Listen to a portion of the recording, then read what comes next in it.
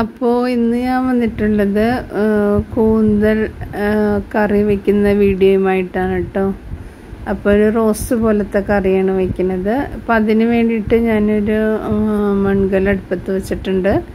ചൂടായതിന് ശേഷം അതിലേക്ക് വെളിച്ചെണ്ണ ഒഴിച്ചു കൊടുക്കുകയാണ്. ഇനി ഇതിലേക്ക് ഉലുവ വേണമെങ്കിൽ ഇട്ട് കൊടുക്കാം.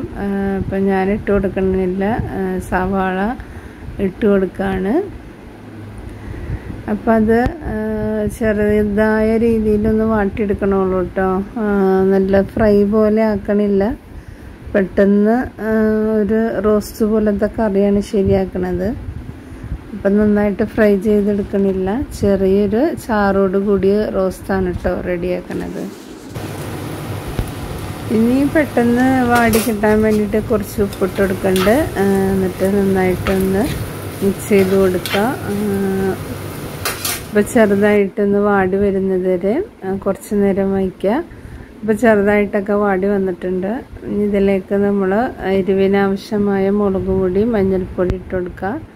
പിന്നെ ഒരു നുള്ള മല്ലിപ്പൊടി ഇട്ട് കൊടുക്കുക. വേണമെങ്കിൽ ഇട്ടാൽ മതി, മല്ലിപ്പൊടി ഇട്ടാലും കുഴപ്പമില്ല, ഇട്ടില്ലെങ്കിലും കുഴപ്പമില്ല.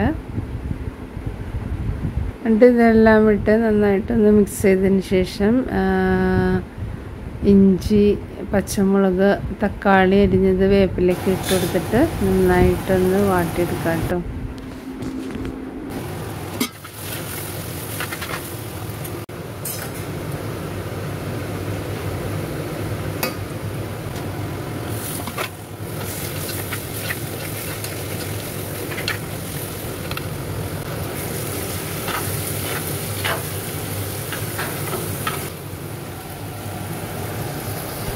അപ്പോൾ എല്ലാം ഇട്ട് ചെറുതായിട്ടൊന്ന് വാടി വന്നിട്ടുണ്ട്. ഇനി അതിലേക്ക് അരിഞ്ഞു വെച്ച് കൂന്തൽ ഇട്ട് കൊടുക്കുകയാണ്.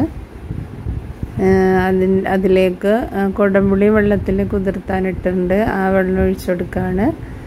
എന്നിട്ടെല്ലാം കൂടി നന്നായിട്ട് മിക്സ് ചെയ്തിട്ട് കുറച്ച് ഉപ്പ് പോരെങ്കിൽ ഉപ്പും കൂടി ഇട്ട് ഇത്തിരി വെള്ളം ഒഴിച്ചിട്ട് നന്നായിട്ട് മിക്സ് ചെയ്ത് വേവിക്കാം കേട്ടോ. അപ്പോൾ ചെറിയൊരു ചാറ് പോലെ ഞാൻ കറി വയ്ക്കുന്നത് കൊണ്ട് സവാളയൊക്കെ ഒരുപാട് നന്നായിട്ട് വാട്ടിയിട്ടില്ല.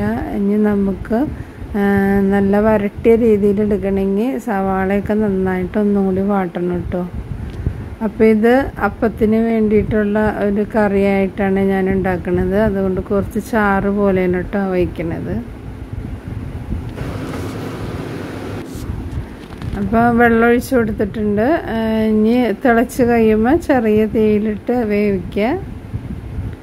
അങ്ങനെ കുറച്ച് നേരം കഴിയുമ്പോൾ വീണ്ടും ഒന്ന് ഇളക്കി കൊടുക്കുക. എന്നിട്ട് വീണ്ടും ചെറിയ തീയിലിട്ട് വേവിക്കുക. അപ്പോൾ വെന്ത് ചാറൊക്കെ കുറുകി കഴിയുമ്പോൾ ഇറക്കി ഉപയോഗിക്കാം കേട്ടോ. ചാറ് വേണ്ടെങ്കിൽ നന്നായിട്ട് വറ്റിച്ചെടുത്താൽ മതി.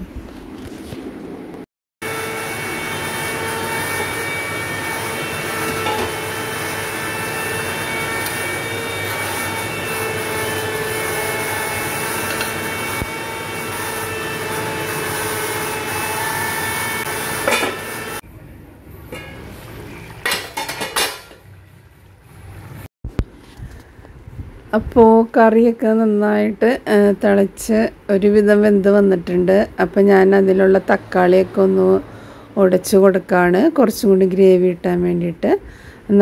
എന്നിട്ട് ഒന്നും കൂടി അടച്ച് വെച്ചിട്ട് വേവിക്കുകയാണ് കേട്ടോ.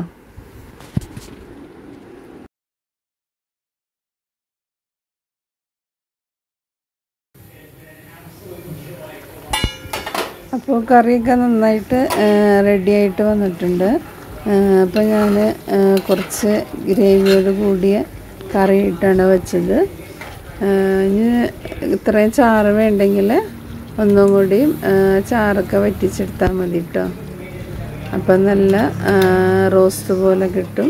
അപ്പോൾ ഞാനിത് അപ്പത്തിന് കഴിക്കാൻ വേണ്ടിയിട്ട് ഉണ്ടാക്കിയതാണ്, അതുകൊണ്ടാണ് ഇത്തിരി ചാറ് പോലെ വെച്ചത്. അപ്പോൾ ചൂടാറി കഴിയുമ്പോൾ ഇതൊന്നും കൂടി കുറുകി വരും കേട്ടോ.